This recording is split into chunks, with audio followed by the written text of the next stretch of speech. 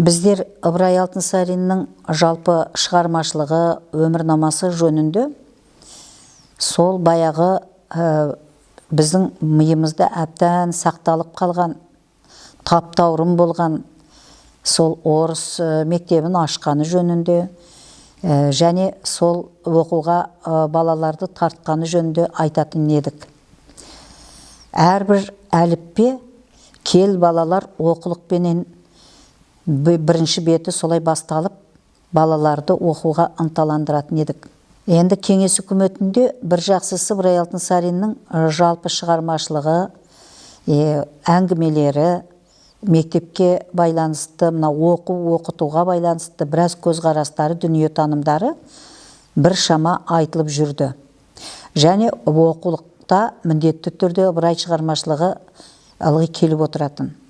Кейінгі жылдары мынау тәуелсіздік алғанға дейінгі бір аралықта қарап отырсам, мәселен, сол 80-ші жылдары шыққан әдебиеттердің мына бастауыш буыннан жоғары орта буын деп аталынады. Ол кезде сол оқулықтарды қарап отырсам, Ыбырай Алтынсариннің бір кітапта, енді айтпай-ақ қояйын, қай сынып екен, сонда Ыбырай Алтынсариннің шығармашылығы мүлдем жоқ. Бұл деген енді сол өткен шақты ойлап отырсақ та, дегенмен бұл Ыбырай Алтынсариннің шығармашылығына біздің кішкене дұрыс көзқарасымыздың жоқтығын байқатып қалады. Негізінде жалпы Ыбырай Алтынсарин 1879 жылы Торғай уезінің халық училищесінің инспектор болып тағайындалады. Ал ол кезде мына империялық саясаттың қайнап тұрған кезінде қазақ өкілінен, онда қазақ деп те аталмайды, қырғыз деп аталынады, сол Торғай уезінде осындай инспекторлық құзыретке ие болу Ыбырай Алтынсариннің сол кездің өзінде бірнеше тілді меңгергенінің айғағы. Тіл меңгеруден біздің қазақ жұрты баласы сәби болып, мына кішкене есін, санасын түзей бастаған кезінде 7-8 жасынан былай қарай айтатыны мынадай: жеті жұрттың тілін біл деп айтатын еді. Бұнда жеті жұрттың тілін біл дегенде философиясы екі жақты. Біріншісі, жеті деңгейдегі, яғни соқа адамдардың тілін таба біл деген мағынада. Бүгінгі оны біз коммуникативтік қарым-қатынас деп ат қойып жүрміз. Бұл қазақтың табиғатындағы бар сондай заңдылық еді. Осы заңдылықты жанына кәдімгідей тірек етіп ұстанған Ыбырай Алтынсарин барлық жазған шығармашылығын бүгінгі тілмен айтатын болсақ, кәдімгідей эзотерикалық ғылыми тұрғыда оны өмірге келіп отырған. Бірақ сол Аллаға деген өзінің сыйынуын, бір Аллаға жазбасқа деген сөздерін алып тастап, мынау кел балалар оқулықтың алдында кәдімгідей Бисмиллахи-рахман-рахим деп Алланың мейірімділігі, Алланың мына ризашылығына, сүйіспеншілігіне қалу мәселесінде, соған ынталану мәселесін бірінші қойып отырғандығы Бұхар жыраудың бір Аллаға жазбасқасымен пара-пар келеді. Мінекей осындай қазақтың да нағыз мәйегі шығып тұрған мәдениетін, оның тарихи өрісін жақсы ана сүтімен меңгерген, атасы Балғожа бидің тәрбиесін алған, өзінің сол дінін іштей сақтап сыртқа шығармай, қайткен күнде заманның осындай қаһарында, заманның енді мүлдем сондай қазақ халқына суық болып кетпес үшін, қаһарлы болып кетпес үшін қамқорлық жасап, халқына, еліне қамқорлық жасап, осы Торғай уезінің халық училищесінің инспекторы болуы бұл қазақ ұлтының бүгінгі күнге дейін білімінің үзілмей сабақтастық қағидамен келе жатқанымыздың бір дәлелі болып есептелінеді. Осыны біз осы мәселеге ерекше баға беруіміз керек. Екінші, орысша оқытуды енгізуде қырғыздардың өздерінің қалың ортасында ашылған орыс қазақ халық училищелері ғана бұл мәселені шешеді. Оның таралымы жоғары болмақ деген қамқорлық көрсетеді. Мінекей осындай, яғни қазақ арасында орысты бірінші қойып отырмыз алгоритм бойынша кезде. Өйткені енді империялық саясат болғаннан кейін бізді қайткен күнде енді рухани жағынан да бағындыру мәселесін қолға алған. Сол себепті оны түсінген, соған бейімделудің мәселесін шешу үшін қырғыздың қалың отырған ортасы деген үлкен мән бар. Әрбір сөздің өзінің бір кәдімгідей шифры бар бұнда. Сондықтан өзінің қазақ халқының барлық, яғни сол тамырында әбден сіңіп қалған ізгілікті тәлімін әрмен қарай сол жалғастыру үшін орыс қазақ халық училищелерін ашып, және оны қазақ көп қоныстанған жерде өткізуді жөн көрген үлкен қамқорлық.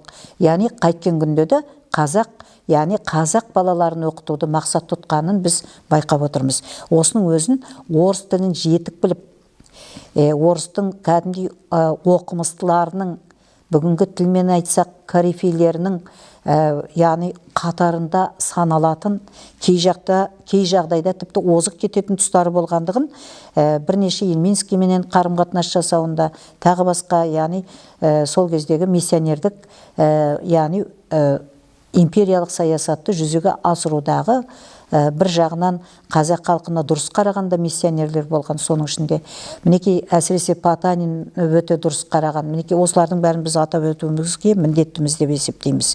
Үшіншіден, орыс қазақ мектептерін алғаш ашып, қазақ жастарының қол өнер техника мен іргетасын, техника мектебінің іргетасын қалаған. Бүгінгі күні міне техниканың нағыз өрлеу, цифрлық технологияға шығып отырмыз. Тіпті әртүрлі, яғни практикалық, жай ғана эмпирикалық заңдылыққа жүгінетін қарапайым өмірнамамызды әлгі жазып қоятын дүниенің барлығы, бүгінгі күні налогқа барып тұратын болсақ, тағы басқа, осының барлығы цифрлық технологияға ауыстырылып жатыр. Ал енді осыны күні бұрын ойлаған техниканың басымдықта болатындығын өзінің өлеңдерінде де айтады, оны енді кейінірек айтамыз. Бұл өнер техника мектебінің іргетасын салудағы Ыбырай Алтынсариннің көрегендігі дейміз, кемеңгерлігі деп атауымызға да болады. Мұнымен бірге әсіресе қыз балалардың да ұлдардан қалмасына, азаматтарынан қалмасына үлкен қам жасап, орыс мәдениетің ең шырайлысын, ең сондай бір шырындысын меңгеруге сондай қолайлы жағдай туғызатын қол өнер, яғни мектебін ашады. Қыз балаларды оқытуға қазақ орыс мектебінде қыз балаларға жеке кәдімгідей мектептер ашқан. Бұл тұрғыда осы мектепке қазақ қыздарын беруде Ыбырай Алтынсарин өте көп қиыншылықтар көреді. Ыбырайдың басындағы қиыншылықты мен айтар едім, ешкімге де бермесін.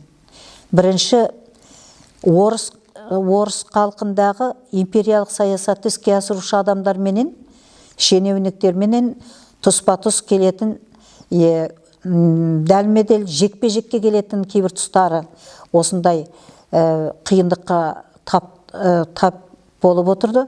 Осы қиындық мәселелерді шешуде дидактикалық мәселелерді жақсы білгендіктен, білім мазмұнынан нені алу керек, білімнің жалпы меңгеруіне, оқыту мазмұнынан нені алу керек деген мәселеде әрине орыс әдебиеті мен орыс мәдениетінің ең қарымды деген басымдық, яғни сондай бір қайраткерлерінің, кемеңгерлерінің еңбектерін аудара отырып, қазақтың психологиясына ыңғайлап, сондай бір 1879 жылы қазақ хрестоматиясын құрастырады. Бұндай оқулық жасау тіпті бүгінгі күні де өте қиындық тудыратын мәселе. Өйткені хрестоматия дегеніміз бір жағынан балалардың жас ерекшелігін ескеру керек. Екінші жағынан орыс мәдениеті мен қазақ мәдениетінің бір-біріне қарама-қайшы келмеу жағын тұстарын ойластыру. Сондықтан ең бірінші ұстанымы Ыбырай Алтынсариннің ізгілік мәселесі. Бұл өзінің ана сүтімен дарыған қазақ халқының ізгілікті ұстанымы, және орыс халқының Лев Толстойдың, Ушинскийдің, сосын әсіресе Крыловтың, тағы басқа, яғни кемеңгер жазушы ақындарының еңбектерін аудара отырып, қазақ балаларының да сол мәдениетті, сол әдеби көркем шығармалардағы образдарды дұрыс түсініп, образдардың ішінде жақсы мен жаманды, асыл менен жасықты, ақ пен қараны, осындай қайшылықта келетін, яғни біздің диалектикалық заңдылығымызға байланысты мәселелерді оқушылардың да аңғарып, сонан жаманнан қашық жүруіне, жақсыға ынтық жүруіне үлкен қолайлы жағдайлар туғызғандығын біз бүгінгі күні мақтанышпен айта аламыз. Бүгінгі күні бұл дәстүр әлі күнге дейін жалғасын тауып келеді. Алтынсариннің әсіресе мына педагогика мен психологияға қосқан үлесі, арнайы тұрғыда дидактикадан қосқан үлесі әлі де болсын тың деп аталуға болады. Мен өзім осы педагогикадан қорғап, бірталай нәрселерді жазып жатырмыз, дегенмен менің өзімде дидактикалық мәселесіне анық тоқталған тұстарым шамалы. Сондықтан мына қазіргі мерейтойды ескере отырып, осы бізге үлкен алдымызға қойып отырған үлкен мақсатымыз бұл Ыбырай Алтынсариннің жалпы ғаламдық педагогикаға қосқан үлесі және этнопедагогикаға қосқан үлесі жеке алуымыз керек. Сонымен бірге психологияны қамтыған адам. Өйткені оқулық құрастырып отырған адам оқушылардың психологиялық қабылдау әдістері менен жинаған білімдерін трансформацияға салу, немесе апперсепцияға салу деген мәселелерді сол кездің өзінде де үлкен айтып жатқан психологтар болған. Сол психологтардың еңбектерін оқи отырып, жан әлемін тән әлемінен қалай бөліп қарастыру және олардың біртұтас екендігін түсіне отырып, оқулық құрастыруда, яғни әңгімелерінде өте қысқа да нұсқа, сөйлемдердің барлығы нұсқалы тұрғыда, конструктивті тұрғыда, ықшам болып, және ол біздің мына өзіміздің ұлттық ерекшелігімізге байланысты құрылуына үлкен жағдай жасағандығы байқалады. Бұл жағынан алып қарағанда біз Ыбырай Алтынсаринді жалпы дидактиканың негізін қалаған, жалпы педагогика мен психологияның негізін қалаған ғаламдық ғұламалар менен, кемеңгерлер мен қатар түрде айтуымызға әбден болады. Енді алтыншы бір мәселе, бұл көрнекті прогресшіл қоғам қайраткері қазақ еліне күнбе күнгі қажеті мен өмірлік мүдделерін, оның тарихи дамуының иелігіне үлкен үлес қосқан, әрбір ашылған қазақ мектебі халықтың қуанышына бөленуіне түрткі жасаған. Сондықтан бұл арада тек қана біз педагогикалық тұрғыдан алып отырғанымыз жоқ. Не болмаса жазушы ақын ретінде ғана емес, жалпы қоғам үшін қайраткерлік құзыреті де елден ерекше болғандығы анық.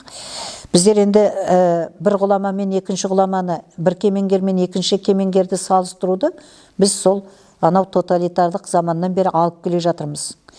Абайдың өз жолы бар. Шоқан Уәлихановтың өз жолы бар. Құнанбайдан туған Шоқан асыл, Құнанбайдан туған Абай асыл.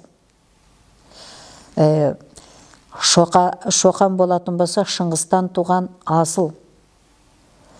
Ыбырай Алтынсариннің Балғожаның немересі болуының өзі асыл. Олай болатын болса, жай жерден, қарапайым жерден біздің жыраулар айтпақшы, құм жиылып тас болмас, қол жиылып бас болмас дейді. Қалай тауып айтылған сөз. Сондықтан Алтынсариннің де осыншалықты ерекше феномендігі, сондай ғаламдық психолог педагогтардан ешқандай кемдігі жоқ екендігін тек қана енді біздің дәлелдеуіміз керек болып отыр. Оны дәлелдеуіміз керек. Неке бұл жағынан үлкен сондай халқына қуаныш әкеп отырған қазақ мектебін ашып, қазақ балаларының да осы мынау жаңа заманға, жаңа заманның ережесіне сәйкес, жаңа заманның конституциясына сәйкес, жаңа заманның оқыту заңдылығына, білім беру заңдылығына сәйкес, олардың да ілесіп кетуіне Ыбырай Алтынсариннің қосқан үлесі бұл арада қайраткер ретінде ерекше дейміз біз. Жетінші, орыс қазақ мектептерінің түрлерін қарастырған. Бұл нағыз енді айтып отырғанымыз педагогика мен дидактиканың объектісі болып есептелінеді нысаны. Бірінші, жеңіл болсын деп адаптацияны өткізу үшін 2 жылдық ауыл мектебін ашқан. Одан кейін екінші 4 жылдық бір сыныпты болыстық орыс қазақ училищесін ашқан. Бір сыныпты, байқайсыздар ма, бір классты. Бір класс комплектісін ашқан. Инспектор ретінде. Үшінші, 6 жыл оқитын 2 классты орыс қазақ училищесін ашқан. Байқайсыздар ма? Тек қана орыс демейді. Орыс қазақ. Орыс қазақ. Енді орысты бірінші қойып отырған түсінікті ғой. Енді империялық заңдылық болғаннан кейін біз енді одан аттап біз ешқайда кете алмайтынымызды түсінгендіктен көнсек те көнеміз, көнбесек те көнеміз деген Абай Құнанбайұлының 25-ші қара сөзінде орыс тілін үйренсең де үйренесің, үйренбесең де үйренуге сен мәжбүрсің деген сияқты. Сондықтан орыс тілін үйренгенде 3 түрлі мақсат бар деп Абай Құнанбайұлы оны айтып өтеді. Мінекей осындай ұстанымды дәл сондай емес, басқа бағытта жүзеге асырып отырған Ыбырай Алтынсариннің Каминскийдің дидактикасы жай жазылса, ал Алтынсарин апробацияны өткізіп отыр, бүгінгі тілмен айтсақ. Бұл үлкен өнер. Бұл айтуға ғана оңай. Осындай 2 жылдық мектеп ашты, 4 жылдық мектеп ашты, 6 жылдық мектеп ашты деп айта салу оңай. Ал бірақ ол кісінің қаншалықты еңбек етіп келгенін мен көзіммен көріп келдім Қостанайға барып. Ол туралы әңгіме кішкене кешірек. 8-ші. Әдеби шығармашылығындағы қазақ балаларына білімдерін өркендету құралы ретінде қолданған игі дәстүрлерді әрмен қарай өшіріп алмай, ілгерілетуге басымдық берген. Мәселен, бай баласы мен жарлы баласы, кигіз үй мен ағаш үй, Қыпшақ Сейітқұл деген бұл енді біздің отырықшылыққа байланысты жартылай көшпенділіктен бас тартып, енді бірыңғай отырықшылыққа түбінде соған мойын сұнуға тура келетіндігін мына сәбилік дәуірден бастап балалардың балиғат жасына келу, одан кейін жігіттік шағына келген тұстарында осыны миларына құю үшін осындай әңгімелерін жазып отырады. Бай баласы мен жарлы баласын біздер басқа парадигмамен оқыдық. Біз ол кезде парадигма деген ұғым жоқ. Парадигма деген жаңа философиялық дүниетаным. Бай баласын біз жарлы баласымен антагонистік үлкен кішкентай балалардың өзін тап қайшылығын апарып талдап жүрдік. Бұның өзін қазір қарап отырсақ, соншалықты ыңғайсыз, этикалық тұрғыда өте дұрыс емес мәселелер.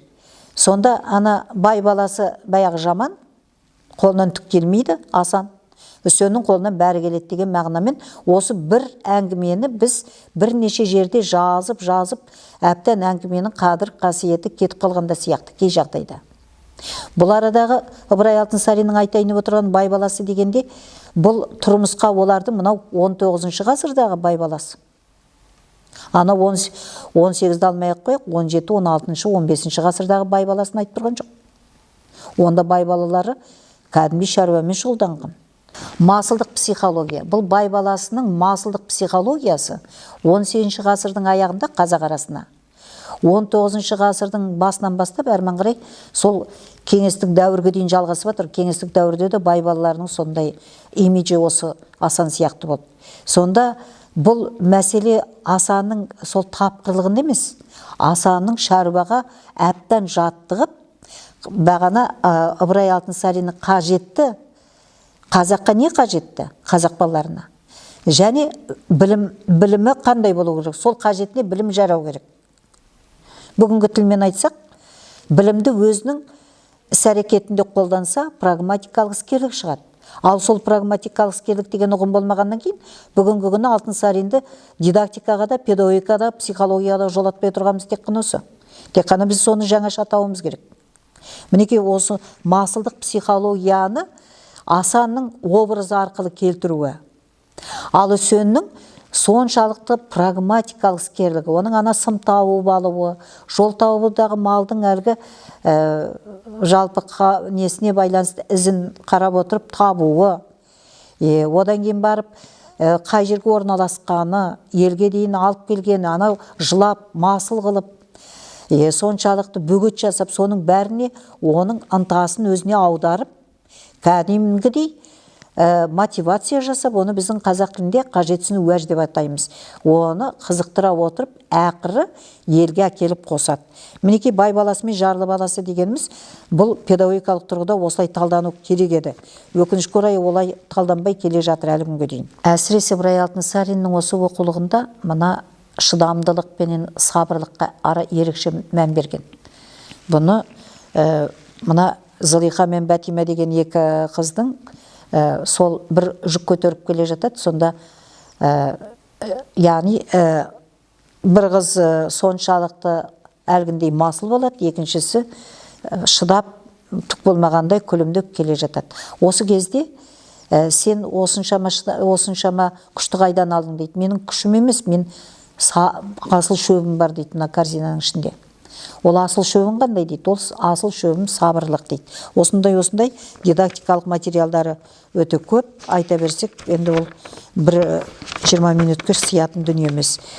Бұл жөнінде әрмен қарай айтатын болсақ, ең керегі мына латын алфавитінен орыс графикасына көшкенде, орыстың графикасын түгел ала отырып, біздің 9 әріпті бір қосқан авторы Ыбырай Алтынсарин. Алфавитті ерекше қосқан және жаңа алфавиттің несін жасап берген, нұсқасын жасап берген Ыбырай Алтынсарин дейміз. Тағы бір енді бір ерекше айтатынымыз, Алтынсариннің ізбасарлары керемет мықты адам. Ол Міржақып Дулатовтың басы еті Мұқан Тоқтарбайұлы деген мұғалім. Одан кейін Ахмет Байтұрсынов. Одан кейін Міржақыптың туған ағасы заңгер, үлкен мықты заңгер болған. Асқардың ізбасары Асқар Дулатов. Одан кейін айтатынымыз Міржақып Дулатовтың да ізбасары деп атаймыз. Ал енді осы ғұламалардан қанша яғни кемеңгер де және мықты қайраткерлер де шығып жатыр. Бұл жағынан біз Ыбырай Алтынсарин шығармашылығына бас иеміз. Енді тағы да бір айтатынымыз, мына Қаумен деген құдасы болған екен. Ол құдасы керемет сондай ауқатты болған. Енді ата заңыменен біз көпшілік жұртты ағайын туғанның бәрін ертіп алып баруымыз керек қой. Сонда жалғыз Нұржанды ғана ертіп алып барады. Оған өте сондай ренжіп қалған құдасы Қаумен айтады: Ыбырай, мынауың не? Мені кемсіткенің бе дейді. Сонда Ыбырайдың айтқаны: Қаумен, ата салтының асылы бар, жасығы бар. Құда болу ат шығару емес, балалардың бақытты болып бағын ашу деген екен. Бір Нұржанды Ыбырай Алтынсарин дуалы ауыз шешем. Дарыны асқан ақын, күміс көмей әнші, көкірегі кеніш күйші, жауырыны жерге тимеген балуан деп бір адамды 6-7 адамға дейін балап айтып қойған. Неке көрдіңіз бе? Осындай яғни салттың да сол кезде енді ырғалып жырғалып жүретін заман емес екендігін осылай айтып, ең қиын бір жолдардан шығып отырған. Енді тағы да бір айтатынымыз, Ыбырай Алтынсариннің осындай еңбекпенен тауып жатқан мектебін жағып жерген адамдар бар. Жағып жерген адамдар сол кездегі дүмше молдалар жиналып, осы мектептерді, мына орыс мектептері мен қазақ мектептерінің ашылғанына Ыбырай Алтынсаринға қарсы болып, қарсы топ көп болған. Оның бәрін айтып жату қиын, бірақ соның бәріне төтеп беріп, жанып жатқан мектепті қайтадан да орнына келтіріп, әрмен қарай жұмысты жалғастыра берген. Сол мектепті мен осыдан 4 жыл бұрын көріп, өзім әжептәуір таң қалып келдім. Яғни кәдімгідей тірі отырғандай өте әдемі қылып тұрып, класты қалпына келтіріп қойған. Бүкіл мектеп жұмысын сондай музей ретінде, мұражай ретінде келген адамдарға бір көрсететін өте бір жақсы орын екендігін байқадым. Енді сөз аяғында айтатынымыз, Ыбырай Алтынсариннің кемеңгерлігінде шек жоқ. Біздің мақсатымыз бұл Ыбырай Алтынсарин кемеңгер атамыздың жасаған мұрасын әлемге тарату үшін біз алдымен қазақшада жазуымыз керек, оны орысшаға аударуымыз керек, оны ағылшынша аударуымыз керек. Үлкен мықты шығып жатқан ғаламдық журналдарға беріп, ешқандай басқа бір мықты педагогтардан ешбір кемдігі жоқ екендігін дәлелдеуіміз керек.